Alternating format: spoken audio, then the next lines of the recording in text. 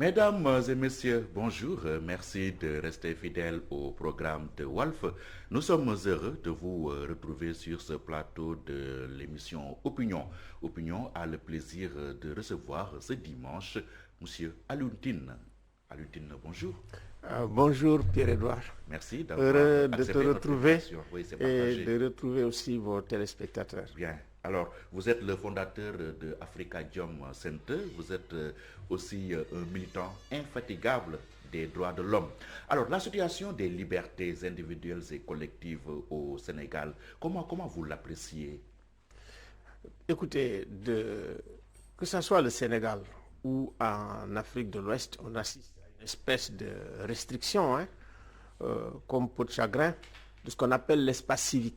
La liberté d'expression, liberté d'organisation, liberté de manifestation, liberté d'opinion. Un peu partout, on voit effectivement que la plupart du temps, ce sont des défenseurs des droits de l'homme qu'on met en prison, ce sont des chanteurs qu'on met en prison, ce sont des opposants aussi qu'on met en prison pour leur opinion.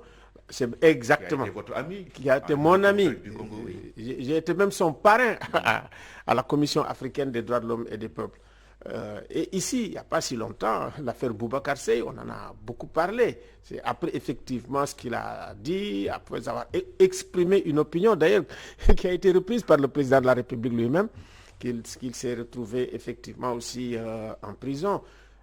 Donc moi je pense effectivement il faudrait que de plus en plus sur les questions des libertés fondamentales, qu'on puisse avoir un dialogue, qu'on puisse avoir beaucoup de tolérance et qu'on puisse également voir comment nous pouvons former à avoir une opinion éclairée. Et puis comment nous pouvons avoir aussi des représentants de l'État assez, comme on dit, ouverts pour pouvoir effectivement tolérer. Et c'est ça le problème. Tolérer que la liberté d'expression, surtout que nous sommes avec maintenant une ère avec le numérique et le digital, où il n'y a pas, comme on dit, des personnalités publiques, où tout le monde a une opinion. Monsieur tout le monde, vous allez à TikTok, les gens ils s'expriment, vous savez, Facebook, n'en parlons pas, Instagram. Donc, on voit régulièrement le président de la République en réunion des conseils des ministres insister sur la nécessité de réguler les réseaux sociaux.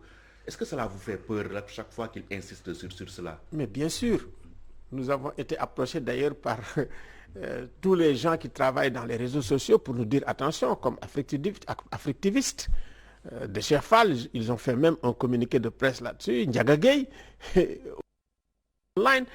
Donc tous ces gens-là, ils disent mais c'est quand nous sommes dans le cadre d'échange, comme on dit aussi, d'une démocratie délibérative, dynamique. En réalité, il y a une espèce d'autorégulation. Il y a tout le temps des débats et des polémiques quand vous êtes à Twitter, quand vous êtes... Mais c'est ça aussi, c'est ça la vie. Oui, c'est comme ça qu'on construit notre réalité. C'est à travers les interactions sociales que les réalités sont construites. Est-ce qu'au nom de la liberté d'expression, on peut laisser passer toutes sortes de dérives? Pas du tout. Oui. Nous ne sommes pas là pour dire toutes sortes de dérives. D'ailleurs, vous savez, même maintenant, il y a des formes de régulation par Twitter et par, comment dirais-je, Facebook. Il y a des types de discours de haine. Quand vous les articulez, on vous supprime votre truc. Quand Twitter va jusqu'à quand même supprimer quand même le compte du président le plus puissant du monde, Trump, d'autres ont dit mais attention, halte, vous allez trop loin, vous Twitter. C'est pas à vous de prendre ce type de décision. Mais c'est pour dire que la régulation, elle est là. Maintenant, nous avons des textes par rapport effectivement à ce qui diffame et même l'État surveille. C'est sur quelle base qu'on a mis Hassan Diouf en prison? C'est sur ce qu'il a dit sur Facebook. Sur quelle base les Aminata, là, la gente chanteuse là, c'est effectivement quelque chose qu'on a trouvé, je pense, dans WhatsApp. Il y a pas mal de gens sur la base de ce qu'ils disent dans les réseaux sociaux. Amis collés, exactement. Qu'est-ce qu'on veut en plus? Moi, je pense que les lois, elles sont là. Et puis, il faut faire la sensibilisation en utilisant les gens qui travaillent vraiment dans les réseaux sociaux, qui sont bien. Et souvent, ils le font. Moi-même, je régule. J'ai un petit compte. Mais dès que les gens commencent à déconner, je dis non, dans notre compte là, on le débat, on accepte la polémique, mais dans le respect de l'autre. Donc vous dites liberté, oui, mais pas une liberté sous surveillance. Pas une liberté sous surveillance. Et effectivement, nous ne sommes pas là pour dire, écoutez, il faut une licence absolue, que les djihadistes puissent faire leur propagande, que les nazis puissent faire leur propagande, que effectivement des gens viennent semer la haine, la discorde. Non, c'est inacceptable. Pour venir aussi, comment dirais-je, porter atteinte à l'honneur des gens, à la dignité des gens, ça, c'est inacceptable. Mais je pense que on peut permettre à des gens d'exprimer leur opinion, d'exprimer leur colère, d'exprimer leur indignation, et souvent c'est ce qui se passe. L'idéal pour lequel vous vous êtes battu pendant de longues années, est-ce que cet idéal-là est entretenu ici au Sénégal, ou bien vous pensez qu'il est trahi? Non, vous savez, c'est très complexe. Je pense qu'il y a des gens qui le portent très largement aujourd'hui. Au sein de la jeunesse, je les vois, je travaille avec eux, je suis dans les réseaux sociaux, ils m'appellent. Donc, au contraire, il y a des gens beaucoup plus radicaux. C'est une jeunesse plus radicale qu'on a aujourd'hui, surtout. C'est pour ça qu'il faut faire extrêmement attention avec la jeunesse, avec ses idéaux, et avec aussi, si tu veux, un horizon de la jeunesse totalement, comment dirais-je, bouché. Quand quelqu'un te dit, écoutez, qu'il vente, qu'il pleuve, qu'il neige, même si je dois laisser ma vie, comment dirais-je, dans la mer ou dans le désert, je m'en vais, et ils partent. C'est une position radicale.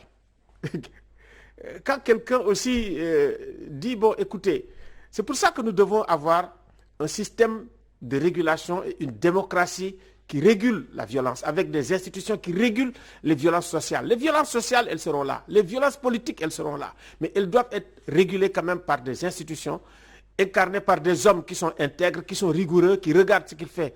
Et le système de régulation, il est très vaste. C'est d'abord les systèmes institutionnels et non institutionnels. Vous avez la société civile, vous avez également les chefs religieux, vous avez les chefs coutumiers. Mais quand tout ça s'effondre, mais c'est le chaos, c'est pour ça que vous voyez ce qu'on voit, par exemple, au Mali et ailleurs. Nous avons des sociétés extrêmement fragiles. Nous vivons dans une situation très difficile, avec les difficultés qui sont amplifiées, multipliées par 10, 20, 100 par la pandémie Covid-19, donc qui nous met dans des situations de récession économique, dans des situations de détresse, de déprime. Mais quand on est dans ces situations-là, il faut savoir comment il faut vraiment gérer la situation politique, économique, sociale, la détresse de la jeunesse, comment prendre en charge toutes ces questions, c'est extrêmement important. Nos équilibres sont encore fragiles. Très fragiles, oui. On est très vulnérables. Et écoutez, vous n'avez qu'à regarder un tout petit peu autour de nous, en Afrique de l'Ouest, vous avez des conflits armés. Vous avez des coups d'État militaires que nous avons à cause effectivement de la crise du suffrage universel, à cause de la crise de la représentation démocratique, à cause de la mal-représentation. On n'en discute pas beaucoup. Et puis à cause également de ce qu'on appelle la démocratie de l'exercice du pouvoir, qui est dans une crise extrêmement grande. Nous assistons vraiment de plus en plus à une espèce de tendance lourde à la dictature, il faut le dire, hein, c'est ça. Ça veut dire que vous fermez tout, vous contrôlez totalement l'exécutif, vous contrôlez totalement le Parlement, vous contrôlez totalement la justice, et de plus en plus, vous êtes tenté à contrôler totalement l'opinion, ce qui nous reste. Alors, où on va? Ça veut dire qu'on va construire des systèmes totalitaires qui vont exploser. Donc, il faut faire très, très attention dans la situation actuelle, voir comment il faut effectivement... Et puis ça appartient à tout le monde. Hein. Ça veut dire que ce soit l'État doit être dans de très bonnes dispositions. Voir comment on va régler nos problèmes avec le dialogue. Que ce soit l'opposition, que ce soit la société civile. Nous avons besoin vraiment d'avoir conscience que nous sommes vulnérables. Et qu'effectivement, c'est ensemble et avec nos forces que nous pouvons lutter contre les menaces qui sont diffuses, contre les menaces qui sont réelles, qui sont en nous et qui sont à l'extérieur de nous. D'autant plus qu'il faut faire extrêmement attention. Il y a une véritable explosion de ressources, et de ressources stratégiques dans la sous-région, et de ressources stratégiques au Sénégal. Et ces ressources ont effectivement pour effet de multiplier par 10, par 1000 les enjeux de pouvoir. Et puis aussi, les ressources ne nous intéressent pas, nous, tout seuls. Il y a d'autres qui sont plus intéressés par les ressources que nous. Ça peut être les entreprises multinationales, ça peut être les États qui sont derrière, qui veulent les convoiter et qui ne sont pas indifférents à la situation politique. Donc, si jamais on se fait diviser par l'ensemble de ces forces, et c'est ce qui arrive souvent, et c'est l'effondrement, tout s'effondre. Mais l'opinion publique, comme vous l'avez dit, est de plus en plus forte, mais à côté, il y a une société civile qui est comme tétanisée, affaiblie. Est-ce que l'une des plus grandes prouesses du président Macky Sall, ce n'est pas en arriver à avoir phagocyté la société civile sénégalaise? Non. La société civile, elle est très dynamique. Elle bouge. Moi, je vois la société civile bouger. Du temps d'Abdoulaye Wade, mais avec Macky Sall, on ne la sent pas. Si elle bouge, la société civile bouge, c'est le contexte qui est différent. Oui, parce que le contexte d'Abdoulaye Wade, c'est nous. Hein.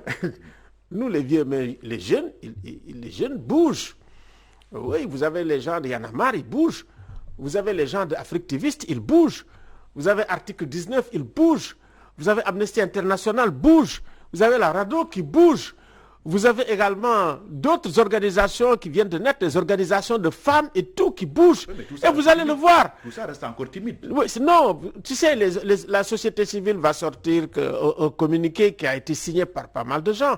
Il y a des femmes. Donc c'est des combats par procuration. Ce n'est pas des combats par procuration. Les femmes, toute tendance, toute obédience sont décidées de descendre dans la rue. Et bientôt. Ah oui. La société est en train de bouger par les circonstances actuelles et la situation complexe actuelle, extrêmement sensible. L'opinion sénégalaise est en train de bouger aujourd'hui. Il ne faut pas dire que les gens dorment, non. En réalité, il y a, comme on dit, il y a des seuils qu'il ne faut pas franchir. Et là, effectivement, on a franchi un seuil critique en matière politique. Et effectivement, il y a des effets. Et beaucoup de gens sont conscients aujourd'hui que ce qui se passe avec l'affaire Sonko, c'est une affaire d'État. Qu'on le veuille ou non. L'affaire Sonko, parlons-en. Ce n'est pas une affaire privée. Oui, mais... C'était dans une affaire de mœurs. Quand vous attaquez... Accusé de viol et de menace de mort, ça c'est dans le registre privé, non? Quand vous attaquez quelqu'un quand même qui a une représentation nationale réelle, et puis qui a aussi des partisans très jeunes. La plupart des gens que vous avez vus dans la rue, c'est des gens qui sont jeunes. Quand vous les regardez en Casamance ou ailleurs, c'est des gens très jeunes. Quelqu'un aussi qui a des partisans sur le plan international. Parce que toute la diaspora est en train de bouger. Aujourd'hui, même les Italiens sont en train de bouger. Et également, vous avez aussi une partie, même je dirais du clergé, mais les marabouts sont en train de bouger, de parler. Donc, il faut faire attention et il faut voir aussi tout ce que l'État a déployé en peu de temps chez Sonko. Vous avez vu les armes, vous avez vu la bagarre. Et vous avez vu aujourd'hui aussi tout ce qui se déploie. C'est devenu une affaire d'État et c'est devenu aussi une affaire de sécurité nationale. Il faut faire extrêmement attention par rapport à cette affaire qui peut déborder. Il faut que l'État prenne conscience que ce n'est pas n'importe quoi. Ce n'est pas une histoire de, je ne sais pas moi, de masseuse. Non, non, ça dépasse la question de la masseuse. Et c'est cette méthode même. C'est cette méthode qui suscite plus colère et indignation. Parce que quand on en arrive là, comme j'ai dit, c'est une véritable dégringolade de la démocratie sénégalaise. Et il faut le dire, on ne peut pas être indifférent par la récurrence, si vous voulez, de la liquidation de tous les prétendants à la présidence de la République. La volonté de liquider un adversaire politique. C'est les faits. Karim, c'est les faits, c'est par la CREI. La CREI, c'est une juridiction d'exception. Tout ce qu'on a fait à la CREI, même pour aller récupérer, si vous voulez, les fonds qu'on demande, on vous dit, mais écoutez, c'est pas une justice équitable. Les Nations Unies sont intervenues. Mais ça, c'est une véritable défaite de la justice et des institutions judiciaires au Sénégal.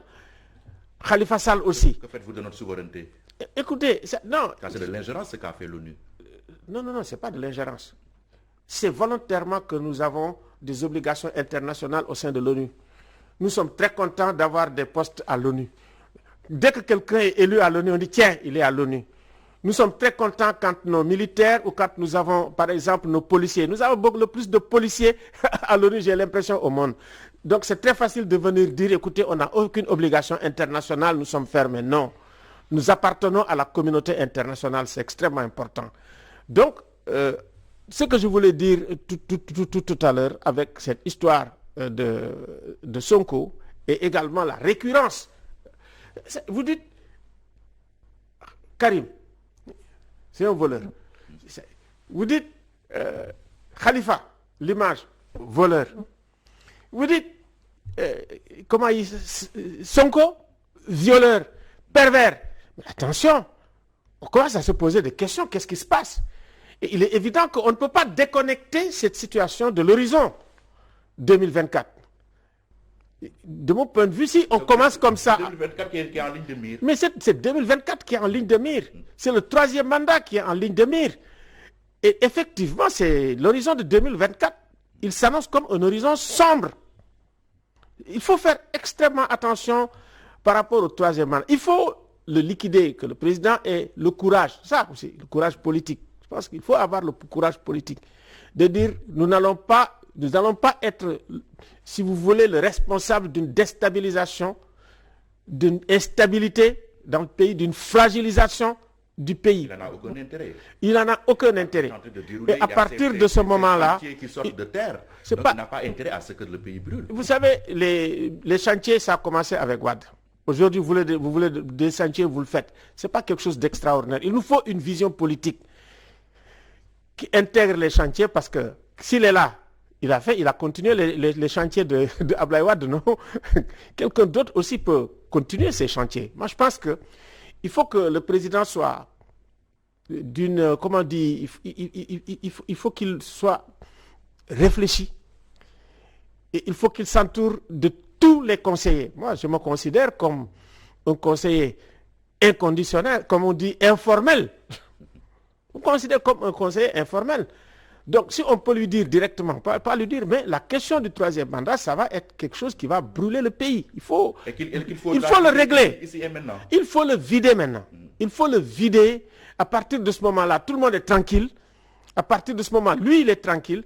Et nous, on va aller le soutenir. Mais est-ce que l'argument qu'il a avancé est un argument qui vous parle? Quand il dit que s'il se détermine, ça va créer une sorte de sauve-qui-peut dans son camp. Vous ne pouvez pas à la fois dire, écoutez, pas de 3e mandat, et puis ensuite poser des actes comme si, effectivement, vous allez vers le 3e mandat. Cette incohérence-là, ça crée le doute, ça crée la suspicion, et puis c'est des facteurs de violence. Mais quels sont les actes qu'il a posés et qui vous font penser que le président de la République nourrit l'intention de... Le fait de chasser tous les gens de son entourage qui disent, écoutez, nous, on n'est pas d'accord avec le 3e mandat, et de laisser ou de renforcer ceux qui disent, mais vous pouvez avoir un mandat indéfini.